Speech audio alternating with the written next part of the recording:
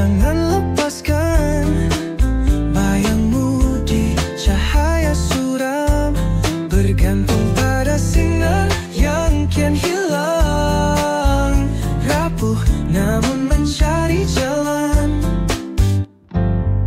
Mata berkaca kau sembunyikan wajah, rindu mendalam tak bayangmu. Tidak cukup masa? Oh, sibuk betul ni Puan Laila ni. Yalah doktor, saya ni letih. Nak fikir keluarga, anak-anak, tempat kerja, diri sendiri pun tak ada masa. Apa yang perlu saya buat sekarang? Nampak tanda-tanda yang Puan alami tekanan akibat banyak sangat tugasan kan? Kita main peranan yang banyak lah. Kita seorang je. Tapi banyak pula kita punya role sebagai seorang ibu, sebagai seorang pekerja, untuk diri sendiri lagi.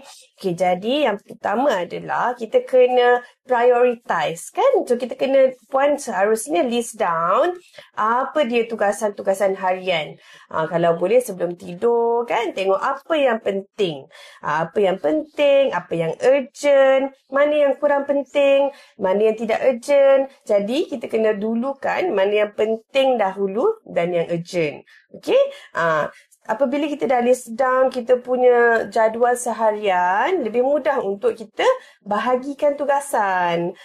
Jadi kita tak adalah fokus kepada perkara yang tidak penting, yang mengambil banyak masa kita juga kan. Tapi tak apa, jom kita lakukan pemeriksaan lanjut untuk kita lihat tahap stres Puan macam mana. Boleh doktor. Keseimbangan antara kerja dan keluarga. Okey Puan, saya dah dapat surat rujukan dari klinik Taqwa. Yang ni ditunjukkan badan Puan ni letih sangat ni. Okey? So, keletihan ni dia signal daripada tubuh badan kita nak kata kat Puan suruh rehat. Okey? Okey. Jadi saya akan bagi remedi untuk Puan. Okey? Remedi ni akan bantu untuk menenangkan keadaan Puan. Saya risau, saya tak ada masa untuk diri sendiri. Bagaimana saya nak bagi masa untuk keluarga dan kerja?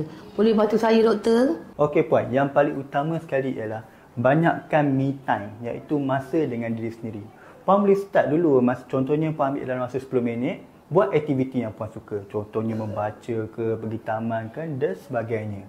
Dia yang paling penting sekali Puan ialah jaga diri sendiri dulu sebelum kita jaga orang lain. Demi masa, sesungguhnya manusia kerugian.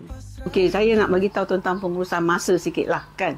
Nak capai kesihatan yang baik memang kita kena uruskan masa kita. Sebab ramai pesakit bila saya kata you kena cook your own food ke, you kena exercise, semua jawab kata I don't have the time for that. Sebenarnya masa tu ada, cuma dia tidak diuruskan dengan baik. Doktor, macam mana saya nak aturkan masa bersenam kalau saya kerja tak tentu masa? Okey, kalau kita tak ada masa kan, setengah jam apa semua per time, takkan kita tak ada masa 5 minit.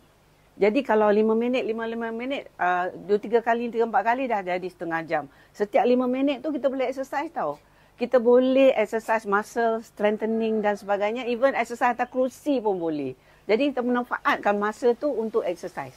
Doktor, boleh ke saya masukkan aktiviti keluarga dalam jadual ini?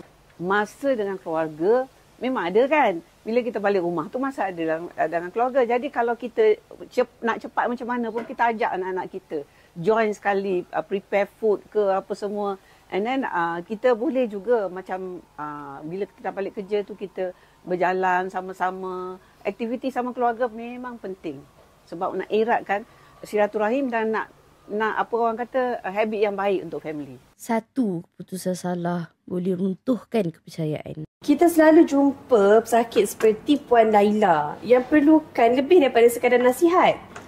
Pesakit seperti ini dia perlukan perubatan rawatan yang lebih spesifik, seperti perubahan gaya hidup. Betul, remedi boleh bantu mereka merasa lebih tenang, tetapi mereka juga perlukan panduan untuk diri sendiri. Mungkin kita boleh buat panduan bersepadu yang menggabungkan senaman ringkas, makanan dan waktu untuk diri sendiri. Kita juga boleh menjalankan aktiviti keluarga yang masalah kesihatan.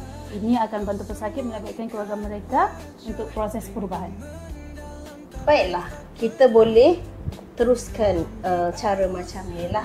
Tapi yang paling penting kena ada pemantauan secara berterusan supaya kita boleh tengok tahap keberkesanannya. Okey? Pengurusan masa adalah langkah pertama ke arah kesihatan yang lebih baik. Meluangkan sedikit masa untuk diri sendiri setiap hari dan rasakan perubahannya. Ikuti episod seterusnya untuk lebih banyak panduan kesihatan. Tahu dalam badai kau takkan jatuh.